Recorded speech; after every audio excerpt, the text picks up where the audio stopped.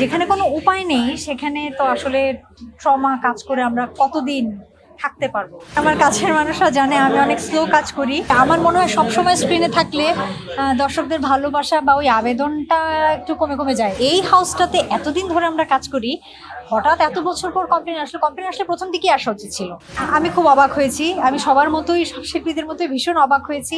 এটা খুবই দুঃখজনক। আসলে এগুলো না শব্দ দিয়ে মানে ভেতরে কি চলছে, কতখানি আপসেট বা কতখানি ডিপ্রেসড বা কতখানি আমরা হতাশ, এগুলো না শব্দ দিয়ে আসলে কখনই এক্সপ্রেস করা সম্ভব না।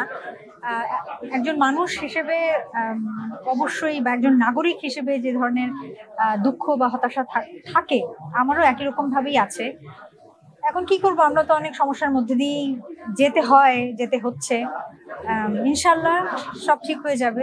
ট্রমা কাজ করলেই তো হবে না, যখন আমাদের যেতে হবে বাইরে, তখন তো আমাদের আর কোনো উপায় নেই। তো আমাদের প্লেনে করেই যেতে হচ্ছে। যেখানে কোনো উপায় নেই সেখানে তো আসলে ট্রমা কাজ করে আমরা কতদিন থাকতে পারবো। শিল্পীরা আসলে অ্যাপ্রিসিয়েশন পেতে কিন্তু ভালোবাসে, বা অনেক কষ্ট করে, অনেক কাজ করে, অনেক পরিশ্রম করে। এর জন্য তাদেরকে যে পুরস্কৃত করা হয় বা সম্মানিত করা হয়, এটা কিন্তু খারাপ কারোরই লাগে না। হ্যাঁ, আপনি যেটা বললেন যে অতিরিক্ত মাত্রায় হচ্ছে কিনা, আমি মাত্রার কথা বলবো না, আমি বলবো যে উপযুক্ত ব্যক্তিকে দেওয়া হচ্ছে কিনা যে কোনো সেক্টরে। হ্যাঁ, যদি উপযুক্ত ব্যক্তি পেয়ে থাকে তাহলে ঠিক আছে। আমার কাছের মানুষরা জানে আমি অনেক স্লো কাজ করি।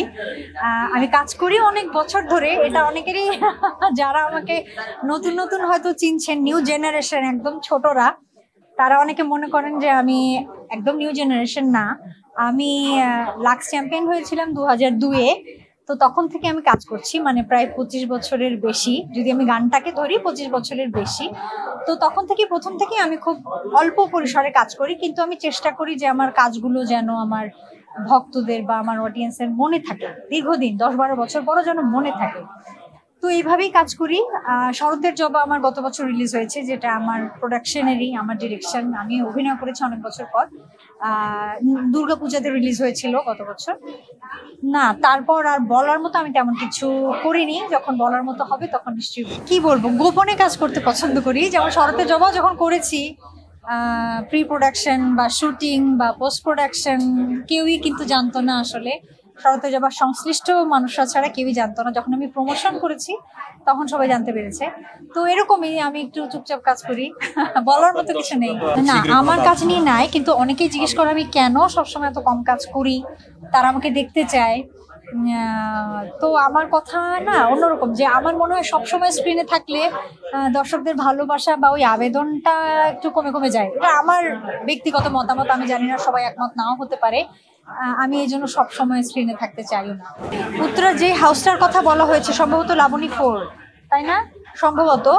তো আমি যে এত বছর ধরে, মানে মাঝখানে আমি অনেকদিন কাজ করিনি, প্রায় 8 বছর। শরতের জবার মাঝখানে কিন্তু 8 বছর একটা গ্যাপ ছিল।